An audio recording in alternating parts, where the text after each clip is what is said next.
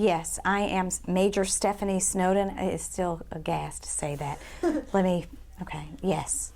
I am Major Stephany Snowden with the Richland County Sheriff's Department. Okay, well, I came to Columbia almost 20 years ago, and prior to that, I had a wanderlust spirit. I mean, I lived in Phoenix, Arizona, Grand Island, New York, Buffalo, New York, just all over, even Myrtle Beach and Tennessee, Knoxville, Tennessee.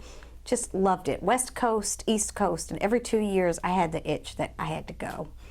And this is the longest place I've ever lived. I mean, even through my childhood, because I just always had a wanderlust spirit, and so there's just something about the people, the climate, the food.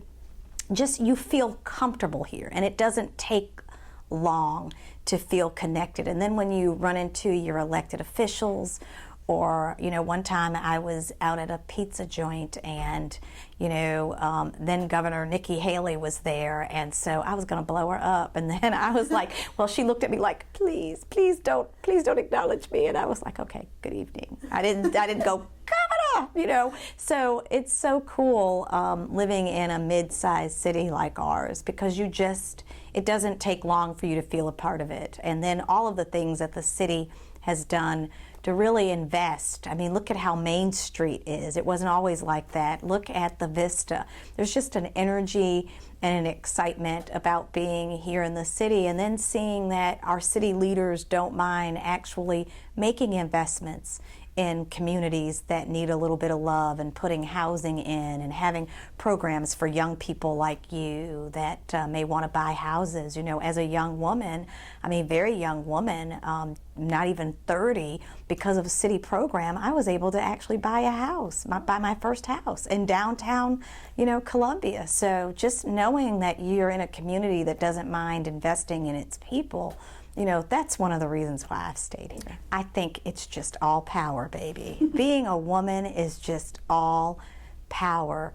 And again, I can say that as someone in middle age, but I even felt that at 20 or 30. I mean, I just think that we have a way about leading, you know, and I'll put that to Tamika Isaac Devine and some of the actual city leaders, women that came before her, the Leona Plows who toiled. We just have a way of getting it done. I think that actually being wives and mothers and employees, I just think we have distinct negotiating skills. We're able to kind of work through problems, you know, and I'm not putting down the men because we love them. I'm married and, you know, have brothers and a dad, so I obviously love men, but I think sometimes men just plow through the wall, where we're looking at the barriers and we're figuring out how to make one with the barrier and work around it. And every woman that I know who's been tremendously successful, especially here in the city of Columbia, knows how to negotiate, and we just seem to connect the dots and realize that we don't have to mow the dots down to actually connect them. Does that make sense? Yeah. And so it's, and in working at the Sheriff's Department, I get to do that every day. I get to actually connect dots, and I think that's probably one of the things that, that our city does tremendously, and I think it just comes from a woman's power. And fortunately, we have a mayor that, you know, he has a wife and 2 daughters, and so I think he also believes in the power of women. And so, you know, I do think that this is a women-friendly city, actually, where our power is not diminished. How would I do that? Is just so funny, because, you know, when I look at my body of work, I can see success, but I also still, even at my age and the accomplishments, I see myself as a work in progress. But if there was one way to really describe it, it would be help, because there's just been so many people, women and men in this community, that have helped. So I'll just say that I've been a beneficiary of this community, of openness and willingness for folks to invest in my success. So I would really say Tamika, watching Councilwoman Devine, because she is a friend, but she's also been a mentor, and she's also just been someone who's been a good example of, you know, nothing has to stop you. I mean, she has made children, she has a husband, she has a successful legal career. Her volunteerism is just, you know, bar none. But she always makes the time to really engage the next generation of young women, to help older women. She's just always there. And I think one of the things that amazes me about her, and when I say power, I'm talking about her as well as Karen Alexander, and I'm sure many of the other women, is that it takes a powerful woman to share your tragedies.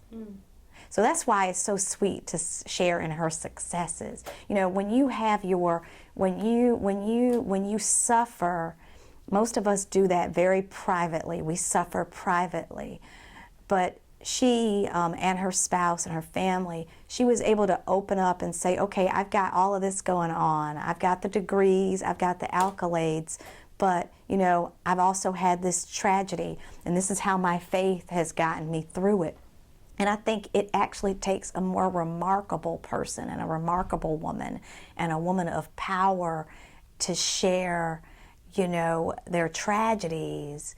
And then it makes watching their triumphs and their successes even greater. And so if I could say that there's been one woman and she's in my peer group, it's been Councilwoman Tamika Isaac Devine, because of the fact that she doesn't just tell the great stories. She's also able to say, these are the things that make me hurt. These are the things that have challenged me. These are the things that have, you know, hurt me. So it makes you able to like relate, but also understand that she's like, really, as the song says, I'm every woman. You know, I'm successful, I'm bold, I'm beautiful, I'm smart. You know, I'm human. I have my weaknesses and my frailties, but it doesn't stop her. Yeah. She's her full self all the time. Yes, she is. And that's how I've really tried to live, because I don't want to be somebody who's got to act this way when I'm here or act this way when I'm here. I want to be able to be a fully developed human being. And I guess that is the way to say it, that she's a very fully developed human being. And I think in the South, there has been a tradition of don't say that, that's not ladylike, or don't do that, or people are going to judge you. And I think that I'm seeing over the past almost 20 years I've lived here, women are taking those shackles off and saying, it's okay for me to show that I'm human. It's okay for me to trust my voice. It's okay for me to embrace my power. And so that has been remarkable. And so as somebody who's in middle age, looking at the millennials that are coming behind me, I just know that you all are even going to change the game, you know, even further. And also, you know, having a mayor and having leadership that value the input, you know, of women.